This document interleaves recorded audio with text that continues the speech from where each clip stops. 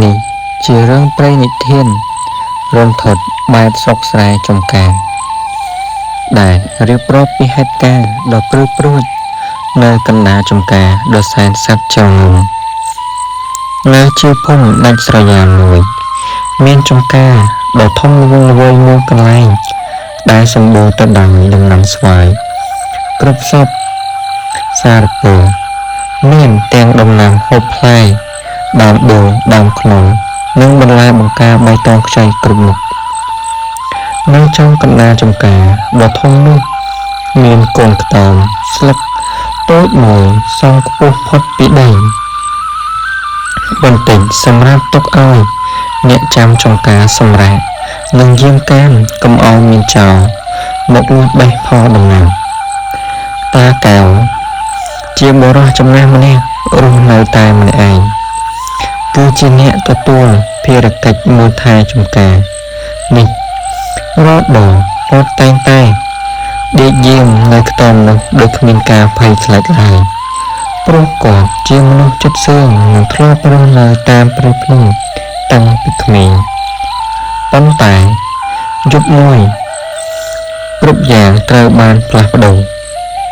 យប់នេះជាយប់ខែដាច់ផ្ទៃមេឃងងឹតសូន្យរកតែពន្លឺផ្កាយមួយក៏គ្មានខ្យល់បក់មកត្រជាក់ស្រែបបណ្ដាលឲ្យស្លឹកដូងនិងស្លឹកខ្នុរក្នុងចំការបោកបក់រេរមទៅមកបង្កើតជាសំឡេងសូរស្រាវស្រាវគួរឲ្យព្រឺក្បាលសំបីតែសត្វល្អិតនិងសត្វយំយុបដែលធ្លាប់តែយំអូនកងក៏ស្រាប់តែបាត់មកឈឹងធ្វើឲ្យបរិយាកាសក្នុងចំការទាំងមូលធ្លាក់ចូលទៅក្នុងភាពស្ងប់ស្ងាត់គួរឲ្យខ្លាចតាកែវអង្គុយលើរៀនហាលកូនខ្ទមកំពុងតែងូរធ្នឹងជក់ស្រាប់តែគាត់មានអារម្មណ៍ថាដូចជាមានភ្នែកមួយគូកំពុងតែសម្លឹងមកគាត់មក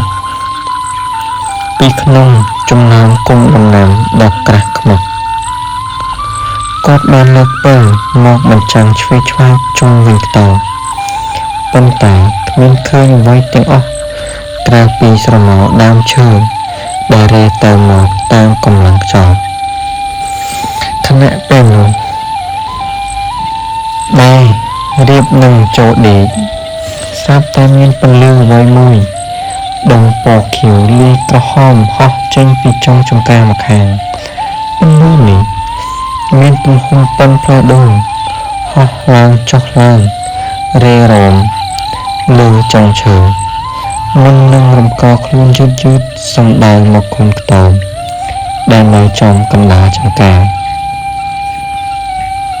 តាកែវបើកភ្នែកធំសម្លឹងម្ដុំភ្លើងនោះដោយមិនដាក់ភ្នែក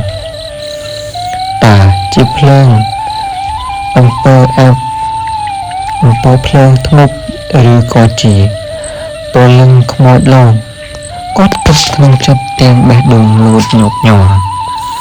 ដុំភ្លើងនោះមិនមែនហោះកាត់ធម្មតាទេវាកាន់តែខាត់មកចិត្តទៅរហូតមកដល់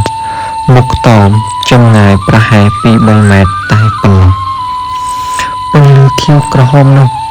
បានផ្លាស់ប្ដូរទៅជាពន្លឺភ្លើងកែវភ្លើងភ្លុបផ្លែតហើយអ្វីដែលគួរឲ្យរន្ធត់បំផុតនោះនៅក្នុងដុំភ្លើងនោះស្រាប់តែលេចចេញទម្រង់មុខមនុស្សស្រីស្រពងភ្នែកបើកធំគ្មានប្រស្រីភ្នែកនិងមានសក់វែងអន្លាយធ្លាក់ចុះមកក្រោមភ្លាមនោះសំឡេងសាយខ្សឹកខ្សួលបន្លឺឡើងបន្តិចតែស្រួចចាក់ចូលត្រចៀកសំឡេងនោះ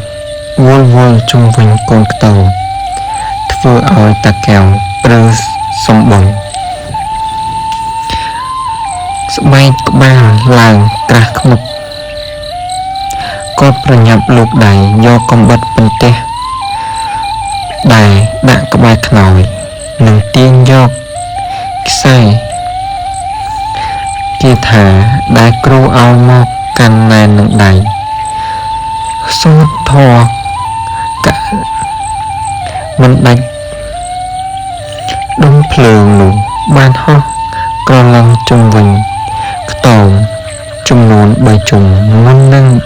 បបខ្លួនចំជញ្ជាំងស្លឹកកូនខ្ទមលន់លឺសូរភុះភូមិធ្វើឲ្យខ្ទមទាំងមូលរំជួលឯភ្លើងទៀនដែលអុចនៅក្នុងខ្ទមក៏រលត់នឹងងឹតឆឹងតាកែវខំប្រឹងបញ្ចាំងពិលទៅមុខខ្ទមស្រាប់តែឃើញស្រមោលខ្មៅស្រពេចស្រពើមួយកំពុងតែឈរឆ្កឹងនៅមាត់ទ្វារខ្ទម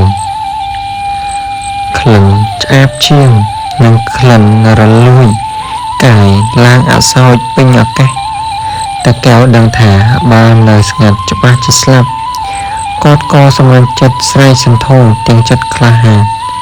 នរណាហ៊ានមកលេងនឹងអញមិនដែលធ្វើបាបអ្នកណាទេកុំមកបៀតបៀនគ្នាអីលុះចប់សម្ដីតាកែវដោយសារអំណាចធម៌កូនភ្លើងនោះក៏ស្រាប់តែជះពន្លឺក្រហមច្រាលឡើងម្ដងទៀតរួចក៏ហោះ